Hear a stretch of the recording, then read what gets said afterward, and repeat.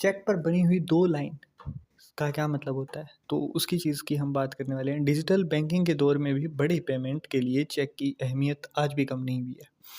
अगर आप जानते हैं कि चेक पर 2 खींची जो तिरछी लाइन होती है उसका क्या मतलब होता है और अकाउंट पेई का असल मतलब क्या है, तो आपके पैसे चोरी होने से और उसके ऊपर कोई भी अलग तरीके की दिक्कत होने से आप बच जाते हैं।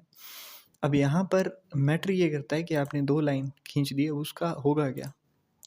तो आज के ज़माने में भी भले ही यूपीआई, नेट बैंकिंग का कितना भी अच्छा ज़माना हो, लेकिन बैंकिंग सिस्टम में चेक की अहमियत जो है वो आज भी वही है। चाहे कुछ भी कितना भी चेंज आ गया हो, चेक वैसे ही चल रहा है। लेकिन क्या का आपने कभी भी सोचा है कि कई चेक के ऊपर की तरफ 2 तिरछी लाइनें बनी होती है, उनके बीच में अक्सर अकाउंट पेई लिखा होता है। आखिर इसका मतलब क्या है? बैंकिंग सिस्टम में इसकी ज़रूरत क्यों पड़ती है? तो क्या होता है चेक क्रॉसिंग का मतलब? जब किसी चेक के ऊपर 2 पैरेलल लाइन खींच दी जाती है तो इसे क्रॉस्ड चेक माना जाता है, कहा जाता है। असल में इसका मतलब ये होता है कि उस चेक का पैसा सीधा कैश में नहीं दिया जाएगा, बल्कि केवल बैंक अकाउंट के ज़रिए ही ट्रांसफ़र किया जाएगा। यानी अगर किसी के हाथ चेक लग भी गया तो भी वो बंदा सीधा-सीधा जाकर के बैंक काउंटर से कैश नहीं निकलवा सकता।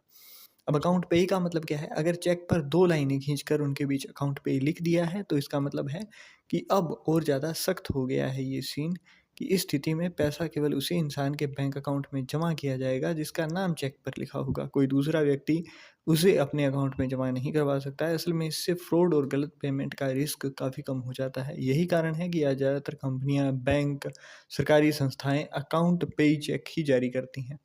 आखिर ये सिस्टम शुरू क्यों हुआ था? तो माना जाता है कि 19वीं सदी में ब्रिटेन में बैंकिंग और बिजनेस तेजी से बढ़ रहा था। उस समय कई चेक बियरर चेक होते थे, यानी कि जिसके पास चेक है वो जाकर के बैंक को जमा कराएगा और उससे पेमेंट ले लेगा। इससे चोरी और फ्रॉड के मामले उसी टाइम पर ही बढ़ने लग गए थे। फिर इसी समस्या को रोकने के लिए बैंकों ने चेक क्रॉसिंग का ऑप्शन शुरू किया ताकि पेमेंट को ज़्यादा सुरक्षित बनाया जा सके। बाद में ब्रिटेन में इसे कानूनी मान्यता मिली, फिर भारत सहित कई देशों में जो है बैंकिंग कानूनों में इसे शामिल कर दिया गया। भारत में कौन-सा कानून इसके लिए लागू होता है? तो नेगोशिएबल इंस्ट्रूमेंट एक्ट 1881 के तहत ये चीज़ आती है। इसी कानून में general crossing, special crossing, account पे क्रॉसिंग जैसी व्यवस्थाओं को मान्यता मिली हुई है।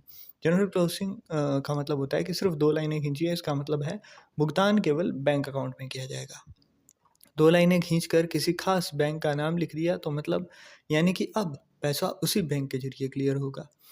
यही सबसे सेफ ऑप्शन जो होता है वो ये होता है कि आपने लाइन्स करी और उसके ऊपर पैसा कोई भी नाम लिख दिया तो अकाउंट पे ही क्रॉसिंग।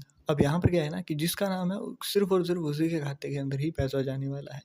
यूपीआई आने के बाद में चेक जो है ना वो पूरी तरह खत्म नहीं हुई है। असल में बड़ी रकम के लिए तो आज भी जैसे किसी ने कोई रियल एस्टेट प्रॉपर्टी खरीदनी है, कोई बड़ी चीज़ें हैं ना, वहाँ पर तो आज भी चेक का ही यूज़ आज भी होता है। तो चेक यूज़ करते समय कुछ चीज़ों का और भी ध्यान रखना चाहिए, जैसे आप हमेशा अकाउंट पे ही क्रॉसिंग करें, खाली चेक किसी को भी ना दें, साइन के पास खाली जगह न छोड़ें, रकम शब्दों और अंकों दोनों में साफ-साफ लिखें। चेक बुक खो जाए तो तुरंत बैंक को इन्फॉर्म कर दें।